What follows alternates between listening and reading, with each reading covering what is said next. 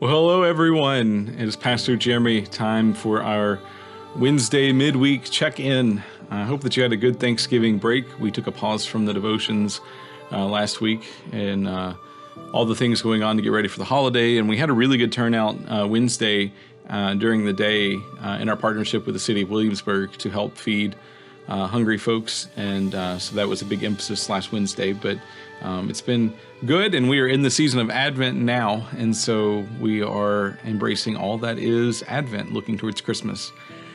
Today, what I'm going to be doing for the devotion is actually the text that was set for this coming Sunday. This Sunday we were supposed to be in the book of Esther, and with it being the second Sunday of Advent, there were some ways that we could make that work, but honestly, I just felt like it wasn't the direction I wanted to go for Sunday. And so I've decided to honor the lectionary and some of the ways that I've been working through it, that I would just do a devotion on Esther today, and then hopefully we'll return to that story maybe in the summer or sometime once we're off of this rotation. And so if you're following along with the daily readings, I'm going to be a little bit ahead of schedule. I think most of the readings this week are leading up to the text that we were supposed to have on Sunday. But I hope you will forgive me for that. But I wanted to at least honor the story that they had set out, even if it is not the one that I will be using this week. And so, anyways, Book of Esther, it's an interesting story. It doesn't take a long time to read the whole thing. So if you've not read it recently, you may want to go and do so. We're going to be in Esther chapter 4. But it is important to know that Esther, like a lot of characters in the Old Testament, had been left from her family. She was orphaned, and so she ended up being taken care of, we believe, by Mordecai, who we believe may have been her cousin, but I've seen there's some other ideas of who Mordecai may be, but nevertheless, he is caring for her. But then Esther is taken into the king's harem, and eventually the king is just enamored by Esther, and based on her character and probably her beauty and many things, Esther now rises to being queen. Now the problem is that she is of Jewish descent, and so this would have not typically allowed her to be qualified.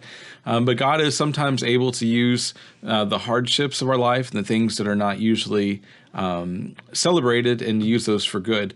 But that sort of sets the stage to doing that. When we read the story today of Esther being in a position of prominence, it is an unlikely story that she would have been there. And it's fair to say we have some questions about what should be celebrated in this, because there were a lot of hardships that she faced in order to make it to this point. But nevertheless, Esther is here, and there's this guy named Haman, and Haman is upset because of some things that have been done against him, and he wanted everyone to bow down to him, but Mordecai would not. Mordecai would only honor God, and so Haman takes offense to this, and he goes to the king, and he is trying to have them done away with. And so Haman gets his feelings hurt. His pride takes a hit, and he thinks the best way to handle the situation is to get rid of all of the Jews. And so with that, we see Mordecai is coming to Esther here in chapter 4. And I'm going to be reading Esther chapter 4, verses 1 through 17. It says, "When Mordecai learned of all that had been done, he tore his clothes, put on sackcloth and ashes, and went into the city, wailing loudly and bitterly. But he went only as far as the king's gate, because no one clothed in sackcloth was allowed to enter it. In every province to which the edict and order of the king came, there was great mourning among the Jews, with fasting, weeping, and wailing. Many lay in sackcloth and ashes. When Esther's eunuchs and female attendants came and told her about Mordecai, she was in great distress. She sent clothes for him to put on instead of his sackcloth, but he would not accept them. Then Esther summoned Hathach, one of the king's eunuchs, assigned to attend her, and ordered him to find out what was troubling Mordecai and why. So Hathach went to Mordecai in the open square of the city in front of the king's gate. Mordecai told him everything that had happened to him, including the exact amount of money Haman had promised to pay into the royal treasury for the destruction of the Jews. He also gave him a copy of the text of the edict for their annihilation, which had been published in Susa, to show to Esther and explain it to her. And he told him to instruct her to go to the king's presence to beg for mercy and plead with him for her people. Hathach went back and reported to Esther what Mordecai had said. Then she instructed him to say to Mordecai, All the king's officials and the people of the royal provinces know that for any man or woman who approaches the king in the inner court without being summoned, the king has but one law: that they be put to death unless the king extends the gold scepter to them and spares their lives. But 30 days have passed since I was called to go to the king." When Esther's words were reported to Mordecai, he sent back this answer: "Do not think that because you are in the king's house, you alone of all the Jews will escape. For if you remain silent at this time, relief and deliverance for the Jews will arise from another place, but you and your father's family will perish. And who knows but that you have come to your royal position for such a time as this?" Then Esther sent this reply to Mordecai: "Go gather together all the Jews who are in Susa and fast for me. Do not eat or drink for 3 days, night or day. I and my attendants will fast as you do. When this is done, I will go to the king, even though it is against the law. And if I perish, I perish." So Mordecai went away and carried out all of Esther's instructions. We see that Esther is in this place where, looking at her life, things are pretty good, being able to be queen, not a bad gig. But deep down inside, she knows her true identity. And for a majority of her life, she has had to hide this identity of who God has created and called her to be. And so she is walking through this story knowing that she is being elevated in the eyes of the world, but that she is still hiding this secret that if other people were to know about, that it may cost her. And so Mordecai comes to Esther, though, Esther, through a bunch of messengers, finds out what is going on with Mordecai. And he wants her to confront the king. And Esther explains that if the king doesn't ask for you and you just show up, there's a chance that you would be killed. And she had not heard from the king in quite some time. But then Mordecai offers these words to her, saying basically, in effect, that if you don't go, we believe that God will still deliver us. But it's going to be bad news for your father's family right now. It says the Jews will arise for another place, but you and your father's family will perish. And who knows, the most famous probably part of all of Esther's story, but that you have come to your royal position for such a time as this. When I read this story, there's a few things that step out. One is prevalent, especially with some things that are going on in our news cycles. But that is being very careful about anyone who tries to threaten an entire group of people.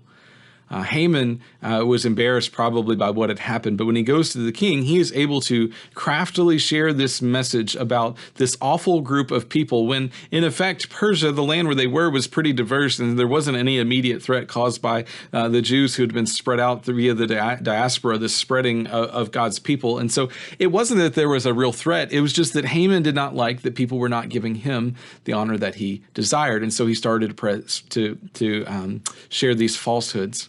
And he was able to talk to the king without giving exact details to make it be to where they were all going to be wiped out.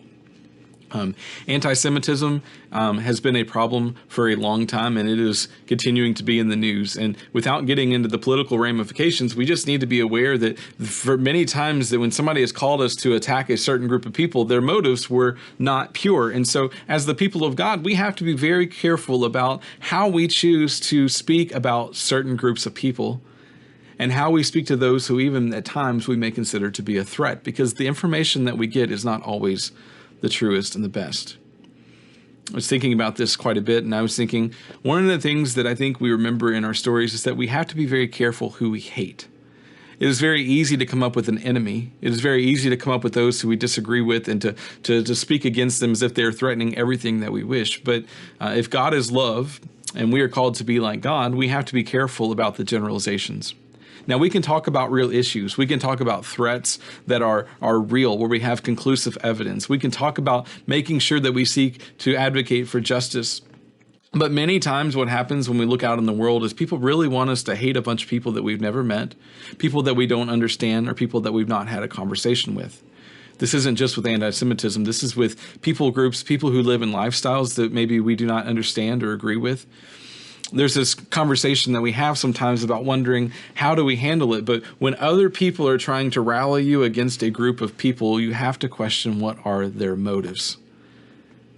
Because the king got caught up into this story, and as a result, he almost would have had to kill off even this Queen Esther, who he loved or cared for.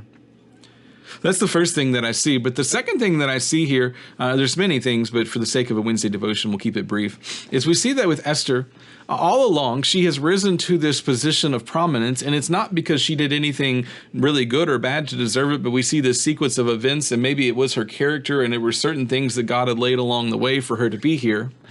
But sometimes when we have a lot of good things coming, it becomes very easy to decide that we just shouldn't take risks anymore. Hearing of the impending news of what was going on and the doom that would go for all the Jewish people, her response was immediately like, I don't think I can go, because don't you know what happens if you go to the king?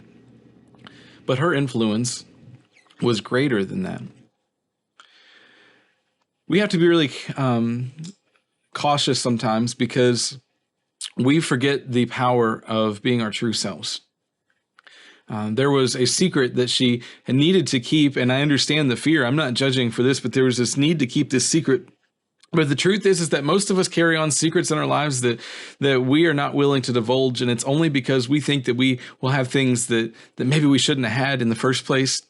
Maybe something we like is really going to be taken away. But when God calls us to live and God calls us to act in a certain way, we need to be aware that the best thing that we can be is our truest self. Churches are really hard places to be sometimes, because people believe that they are not able to be who it is that God is calling them to be. And for Esther, knowing this part of her genealogy, she had this great opportunity, and it took somebody like Mordecai to say, you never know that perhaps all of these events that you couldn't figure out why your luck was going so well and why all of these things were working for you, perhaps all of these things happened for a time such as this. If you have been blessed, and I say this as someone who has been blessed and somebody who has been able to receive God's blessings and mercies in so many ways, if we see those blessings and we use those as a reason to hide back and to not do the hard things and to not stand up for those who are in need, then we are wasting this privilege and this responsibility that we've been given. The best thing that we can do is to be our true selves, and our true selves are those who understand that we are loved by God, that when we see other people, we know that they are loved by God, and we want to treat them accordingly. I just finished reading a book by Brennan Manning. I had not read Brennan's work in a while, called, I think it's called Ruthless Trust. Never good with titles. But he had this line that made me think about being our true selves. He says, trust yourself as one entrusted by God with enough... let me try that again. Trust yourself as one entrusted by God with everything you need to live life to the full. Esther had seen all these events in her lives, and it took someone like Mordecai, but it was her willingness to listen. We should applaud this, that when she heard him, she understood this truth. My question for us today is, if God has blessed us with privilege or opportunities, or it just seems like our luck just keeps getting better and better, our question should not be, how can we hide back and just make sure that we protect ourselves? Or how can we look at our lives and say, well, we're just going to say that we're kind of lucky to even be here and we're not going to rock the boat. But instead, what we can say is, what has God led us to in this moment? If God has given us the ability to speak out for those who cannot speak out for themselves, then the most God-honoring thing that we can do is to take advantage of that opportunity. I don't know what that looks like in your life. I don't know the groups that you're associating with and the ways that you carry yourselves, but I believe as a church, this is an opportunity to shine a lot of good to those who are hurting most. Because Esther was willing to go to the king, spoiler alert, it's not going to end out well for Haman, but it's going to work out really well for God's people for a season. So that's Esther in a nutshell. I just was not going to tie into where I wanted to go this Sunday. But it's interesting. I was telling somebody this week, people have asked, like, why do we read the Old Testament so much and how do we relate? But just like every week, we're seeing these things that, the more things change, the more things stay the same. What we are seeing is that God's people have been dealing with these same issues since the very beginning. And I take some comfort in that. It means that, we're going to have similar situations play out in our life, but it's also really comforting to see that it is God who is leading, and it is God who is faithful, and God who will ultimately deliver us. So I hope that you have a great week. I look forward to gathering with you this Sunday if I do not see you before. If you're watching this and you've been looking for a church home, we would love to meet with you, to have you visit, to see what God is doing. We gather together because we need each other, and we believe that there's a place for you here at First Baptist Church Williamsburg. Have a great week.